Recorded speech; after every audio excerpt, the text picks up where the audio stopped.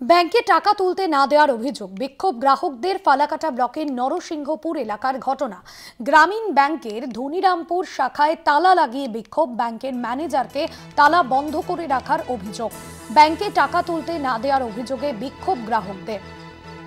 Bank ম্যানেজারকে তালা বন্ধ করে রাখার অভিযোগ। ফালাকাটা ব্লকের নরসিংহপুর এলাকার ঘটনা। গ্রামীণ ব্যাংকের ধনিরামপুর শাখায় তালা লাগিয়ে বিক্ষোভ দেখান গ্রামবাসীরা। ব্যাংকে টাকা তুলতে না দেওয়ার অভিযোগে বিক্ষোভ গ্রাহকদের মধ্যে। ব্যাংক ম্যানেজারকে তালা বন্ধ করে রাখার অভিযোগ।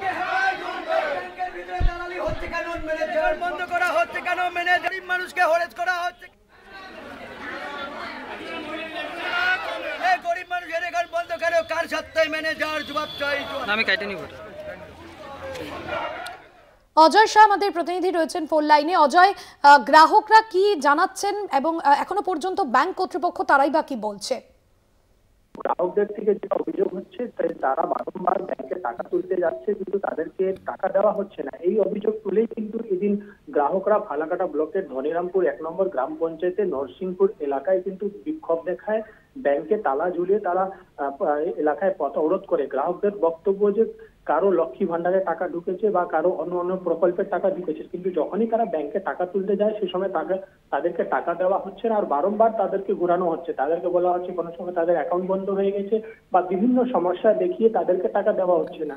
তো এই নিয়েই কিন্তু গ্রাহকরা ক্ষুব্ধ রয়েছে, দীর্ঘদিনের সমস্যা রয়েছে এটা বলছে গ্রাহকরা। আর তারা এই নিয়েই এদিন কিন্তু ব্যাংকে তালা ঝুলিয়ে তারা আন্দোলন করে এলাকার যে প্রধান সড়ক রয়েছে সড়কও অবরোধ করে।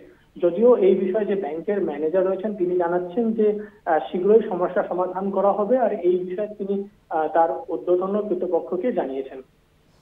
একদমই ধন্যবাদ জানাবো। অজয় শাহ প্রতিনিধি ছিলেন ফোন লাইনে।